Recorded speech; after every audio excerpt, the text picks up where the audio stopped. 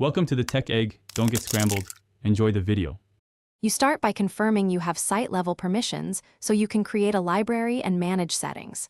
Once confirmed, choose the library type, document, asset, or custom, because that shapes available features. Now create columns and decide metadata up front to make search and automation work better. Make sure to draft naming conventions and folder strategies. This reduces later cleanup. Begin by opening site contents and clicking New. Then select Document Library to create the container you will configure.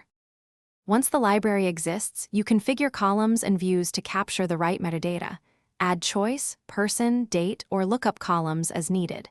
Then enable versioning and decide whether to require checkout for strict control, because that protects edits and supports auditing. Create and set default views, filtered, grouped, and sorted, so users see relevant content immediately.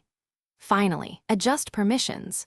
Keep inheritance if simple or break it, and grant unique access for tighter control when required. Finish by adding templates, retention labels, and automations like Power Automate flows to streamline processes.